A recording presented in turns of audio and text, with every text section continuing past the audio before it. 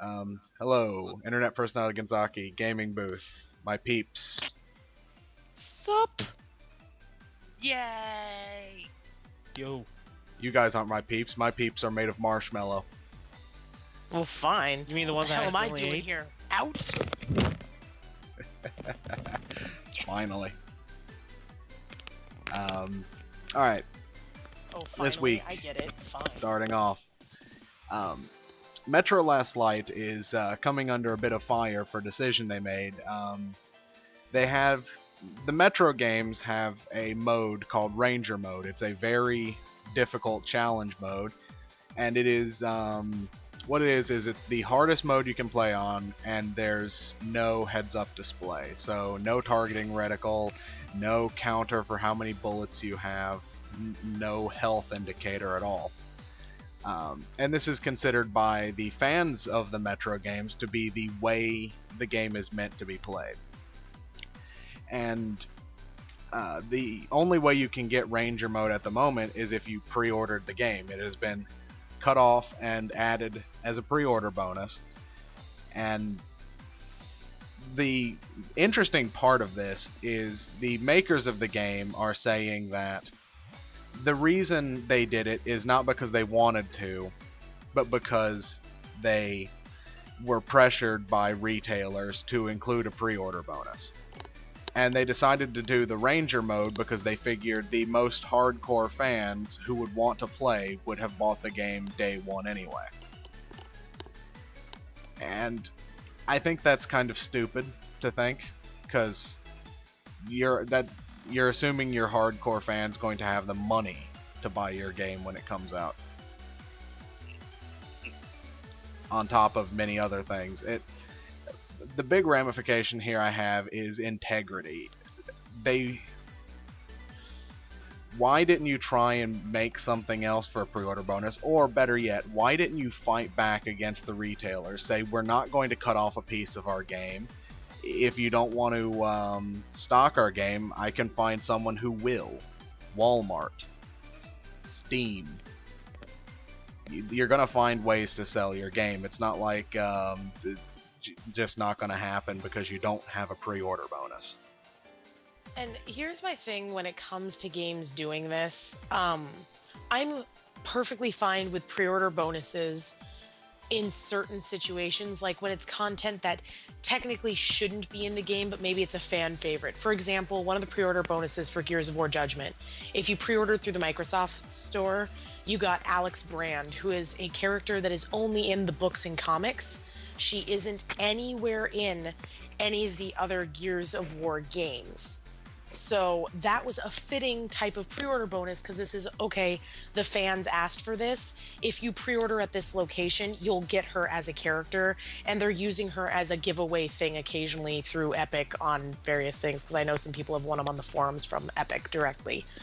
But to chop off a section of your game because places like GameStop or Amazon or Best Buy or something are demanding a pre-order bonus is kind of BS, because you're taking away an experience from someone who may not have the money to pre-order, but maybe a huge Metro Last Light fan, and maybe they've hit a rough spot where they're not going to be able to get it on release day.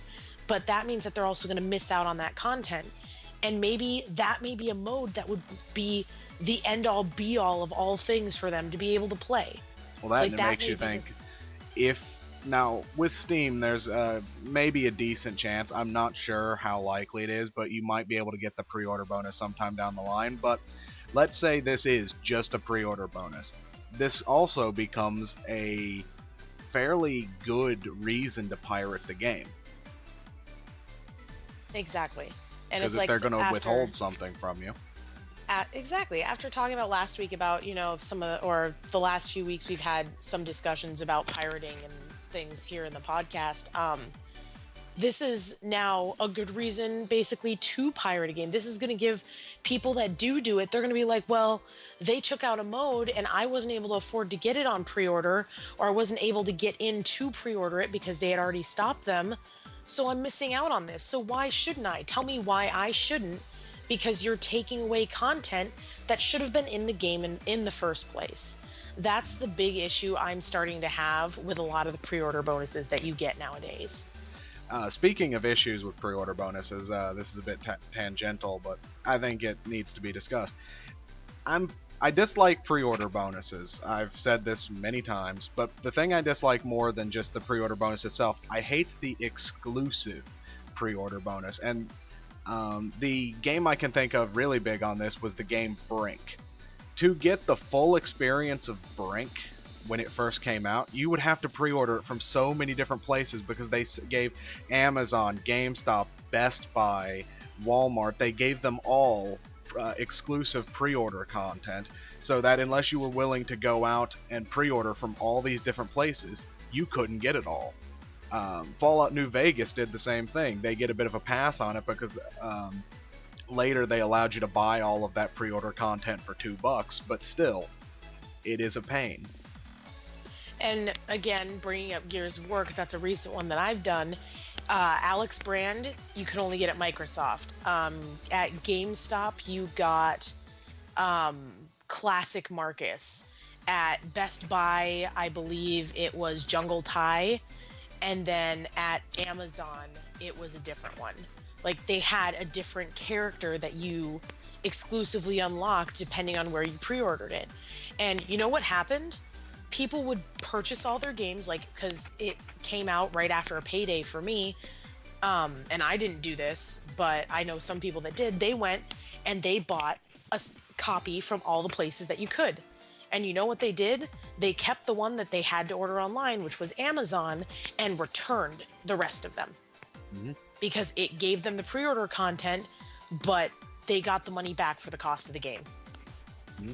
Yeah, it gives you incentive to figure out how to cheat the system, and when the system gets cheated, the ones who lose out are your Amazons and your GameStops. Mm-hmm. Well, I won't fully say, hey, the game should be pirated because, I'm not saying it should be pirated, but I'm saying it would be understandable if they did. it can be, but at the same time, I won't say go and do that. I won't support that. But it's of the mindset of, why is it that you decided to force a pre-order bonus that wasn't necessary? That's a good question. The reason they want pre-order bonuses is because one of the ways they measure a game's success is its day one sales. The thing I like to advocate is patience. I want people to wait until reviews are out, until they know whether the game they're buying is good or bad. But that is against what the game developers and the retailers want, because they want that big opening day number. They want to say we sold 250,000 copies day one, and the only way to do that, they believe, is to get people coming in with content that they can only get day one. Well, the thing is, go ahead, Bubba, go ahead. But the thing is that as even the motion picture industry is starting to show us, is that's going to backfire, because people are starting to realize there's no reason to go day one anything when you can get your content for just the same price, or sometimes even a little cheaper a few days down the line. Mm-hmm.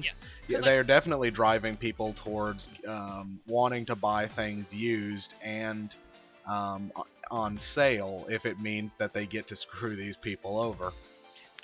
For me, it's not like wanting to screw over people or anything like along those lines. Because like when I bought Borderlands and Borderlands 2, I wanted to get the most out of my first purchase. So I went and bought the Game of the Year edition. Well, I didn't want to buy it when it first came out because, it's like $59.99. That's a little expensive and steep for me. So I decided to wait until like the big Game of the Year edition thing came out and got it for $29. Well, it was when it was already out and the price dropped to $29.99. Mm-hmm. And with like Metro or anything else that comes, you can pre-order, from what I can remember, you can pre-order your game and then wait a few days and then get your pre-order content afterwards. You don't have to have it day one, but it's still a stupid thing to do, to cut out essential content within the game already and you're only doing it just for pre-order bonuses. Okay, I'm done. All right. Next thing I want to discuss is Patrice Desilets. You might not recognize the name. This is the guy who created the Assassin's Creed series. So if you like Assassin's Creed, you like the work of this guy.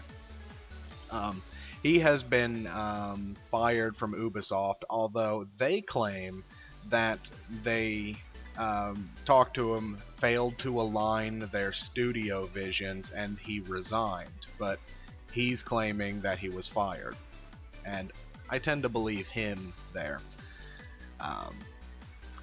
Now, the rumor, we haven't had Mr. Desilets come out and talk about this, but the rumor is that Ubisoft wanted him to return to the Assassin's Creed games because he was the original creative mind. They feel that he would be best back in the helm of that, and he didn't want to be a part of milking his franchise, which I could tend to believe, because after Assassin's Creed 3, it does feel like they're actually, after Revelations, it feels like they're milking that franchise.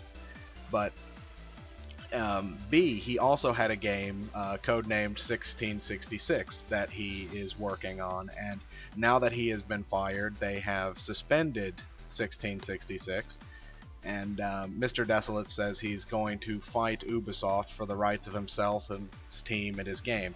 Now, I'm going to explain exactly what happened here so you can see where this all fell apart. Mr. Desilets left Ubisoft to go work at THQ and helped launch THQ Montreal, that studio.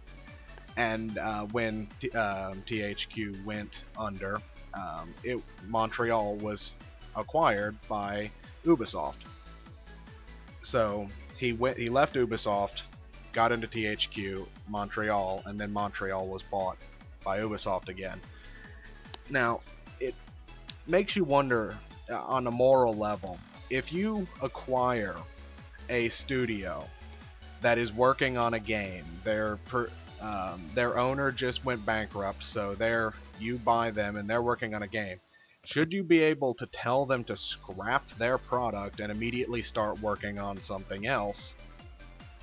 Just as a moral issue, like, you're causing them to give up something that they were really putting a lot of time into to do something that you're doing. And if it's true that they wanted more Assassin's Creed games to come from this particular studio, then that's even more annoying, because, as I said, having played the Assassin's Creed games 1 to what we have now, it's definitely, the quality has gone downhill and is becoming what I would refer to as a milked series. Basically what Assassin's Creed is turning into for me, and I'm a huge fan of the series because I've liked all of them so far, but what it's turning into is basically, it's turning into Call of Duty in a way. Like, we just had 3 come out just a few months ago, and now this October they're going to be coming out with Black Flag, like a year apart, almost exactly a year apart. And it seems too fast for me, because I still haven't even gotten all the DLC content for 3. I still haven't even gotten to do that because I'm huge on alternate histories and I want to do the Tyranny of King Washington and all of its little bits and pieces now that they're all released. But it's the thing that I just, it's frustrating because I loved this series, and now that he's gone, since he was the man behind the original idea of the game, are we sure that Black Flag is going to come out and be the Assassin's Creed that we all know and love and that we've all enjoyed? Because if with a new person behind the helm of it, is it going to be the same? Because we've all seen, and as a reference, because I just have been watching this all day, Doctor Who. Every time they change a writer or a different writer does a different episode, it's completely different. Well, I'm not sure on the timing, but I don't think Desilets has been behind an Assassin's Creed game since Assassin's Creed 2. Wouldn't surprise me, to be honest, because Because what he was Brotherhood with, and Revelation seemed to come out of nowhere. And 3, I really enjoyed, but it didn't have that same feel as the first 2. and I know he was at he left Ubisoft in 2010. What So ma- I can say at least he wasn't behind 3. what makes me sad about it is like, of course, as you said, Felicity, is that I'm also a fan of the Assassin's Creed series. Problem there being is that, yeah, it's turning into a Call of Duty-esque series. I mean, when Revelations hit, I played it within a day. Actually, no, within about 2 weeks to a day. And it was just so fell off and boring. I'm worried that Black Flag is going to get the same treatment as Revelations. I don't want to see that. Mhm. And for me, 3 was buggy, but it was still somewhat of Assassin's Creed. So I'm going to kind of sort of, instead of, going and picking up day 1, I'm going to probably wait and see how the reviews go from different areas, and I'll probably go and snatch up my copy. Because, I mean, I'm not sure if I want to invest day 1. I'll be honest, I pre-ordered to get the swanky cool poster that Yeah. came with Black Flag. Oh, yeah. I'm probably going to not pick it up, eventually pull my money off of that and Injustice, because I never went and picked up Injustice, and put them towards either getting Injustice, because by the time Black Flag comes out it'll be cheap, or I'll put it towards actually getting Black Flag a week or so after it's come out, when more people have gotten involved with it and actually played. Dogs. Yeah, but the thing is that I always wonder about the about how good a series is if they are coming out like clockwork every year. You can say what you want to, Jen, about some old video game series out there, but at least they take their time and they make sure that they put effort into every new installment, even though you might think that, they're running the series into the ground. Assassin's Creed really hasn't been like that. They've essentially been doing yearly or close to yearly releases for the past 2 or 3 games. Mhm. And that'd be my fair as well. I'm a fan of the series too, although I am not caught up like Eddie and Felicity is. I'm still back about to play Brotherhood, but I've loved what I played so far. But that's my big concern, because 3 came out, 3 was a big hit, and then all of a sudden 4 came out. I was not expecting, to be honest, I didn't even know if there was going to be a 4. I was expecting they were going to like tie up the storyline and that'd be it. But if they continued the series, I thought it'd be at least 3 or 4 years before the next one came out, and that's kind of surprising to me. All right. So we got that. Now, our big meat and potatoes of today's podcast is something that Bulba here is familiar with, being a poster of Let's Plays. It's Nintendo is pulling a Sega, but actually a bit worse. They are claiming monetization rights on all videos on YouTube with Nintendo game footage or audio.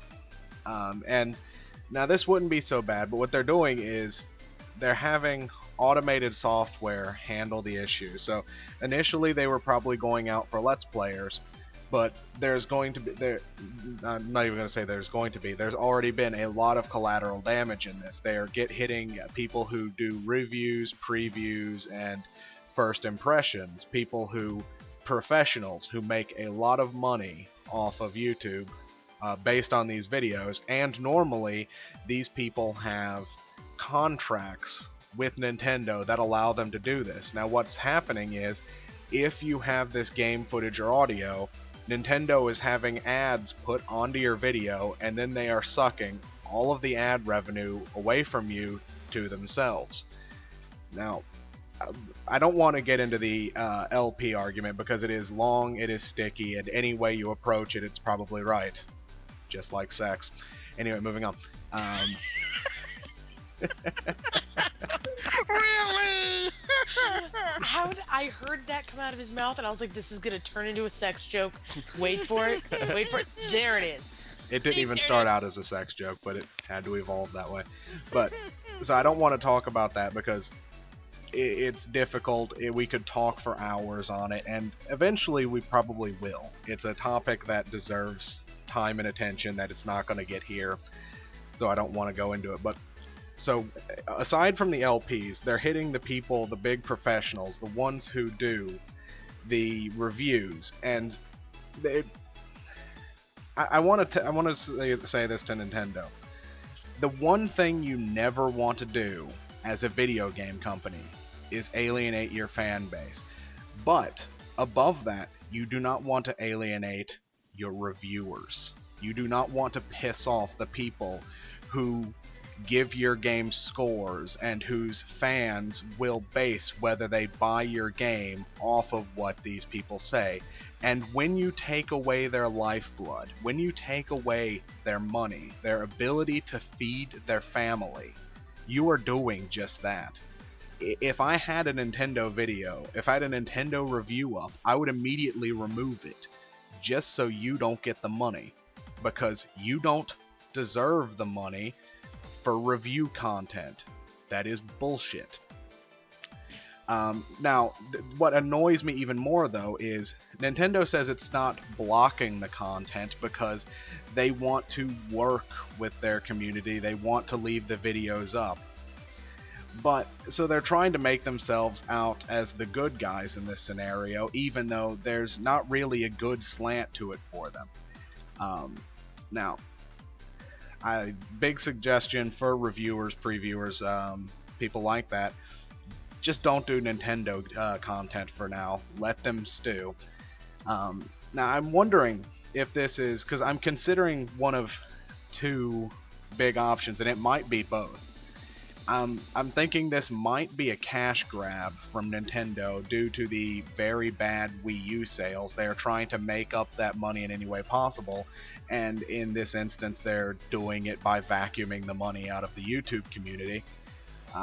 But it could also be that they are misunderstanding the medium, because like I said, Let's Plays are a very mixed bag. It's a a gray area. Exactly. The laws are so old in the area that they just do not apply to Let's Plays and stuff like that. We've gotten to the point where technology is light years ahead of the law. And Nintendo is, maybe they're just misunderstanding what's going on and making a crack decision. But either way, and like I said, I'm big on it's probably in the middle, and I think it might be both. I think they're looking to make up for their bad profits, and they've misunderstood the medium. But here's the thing, Jim. Mm-hmm. You can say they're trying to make up their profits, but as you said, they're taking off their fan base, and unlike the other two of the big three, unlike Sony, unlike Microsoft, a lot of Nintendo's success or semi-success over the past two generations, I'm going back to the GameCube, have been because of their rabid fan base, kind of like Sega. Nintendo has that rabid fan base and has been supporting them. Now, that rabid fan base goes over on the internet and is very, very big on the internet. What they are doing is they're attacking their own fan base. They're attacking their own lifeblood. So what's going to happen is everything that's been holding them up for the past 2 or 3 generations they've just cut themselves off the knees. Mm-hmm. I completely agree. This could be the end of Nintendo right here. Unless they stop this is very bad, and because you don't do this, you do not attack your fans. It's a horrible idea, and that's exactly what they're doing. I mean, people like just going to Let's Play communities. Let's Plays are big. People love to watch Let's Plays, and when you don't allow these people to make money off of essentially their job, a lot of the big Let's Players, this is what they do for a living, and when you take their money away from them, A, you embitter them towards you. B, you give them no reason to do your content, and C, you give them a reason to bad talk you to their fans. And just like Bulba said, this could, if they do not reverse this real quick, this could ruin all of that good intention, that good feeling they have built up with their fan base. My thing is, when it comes to this, if this sets standard in the industry, could we start seeing these other companies like Microsoft, Sony, Epic, Ubisoft, places like that start doing the same thing? Are they going to start going and trying to start cutting people at the knees to start adding in more revenue to their pockets for this content online to essentially either A, bring down the LP side of things, or B, go, go the route of just saying, we want that money to be money, greed, kind of thing. Here's the thing, Eddie. You could say, sure, it's going to stay at the standard, but it's going to be a very, very dangerous standard because, again, you're going to take off your fans. I couldn't.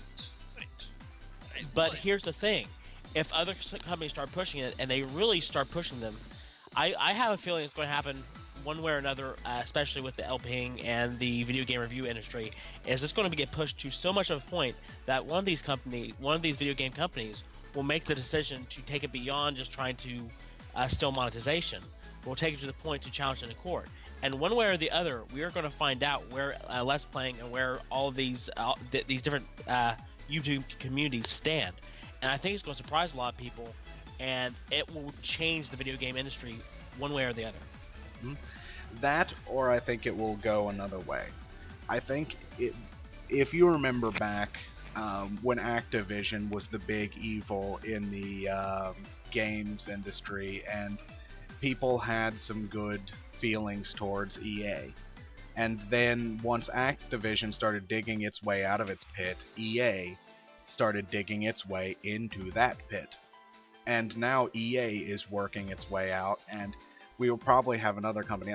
I feel that might happen with Nintendo. I feel that Nintendo will distill a lot of bad blood within its fans, and Sony or Microsoft should, at least, be smart enough to capitalize on that, to try and make themselves more friendly. Like, if Sony wanted to do it, here's the thing that they could do easily. Embrace the LP community, embrace the community of fans, of content creators, to be their advertising, to be their advocates. That's essentially what Nintendo did for all these years, is they embraced their fans. And that's how they got big.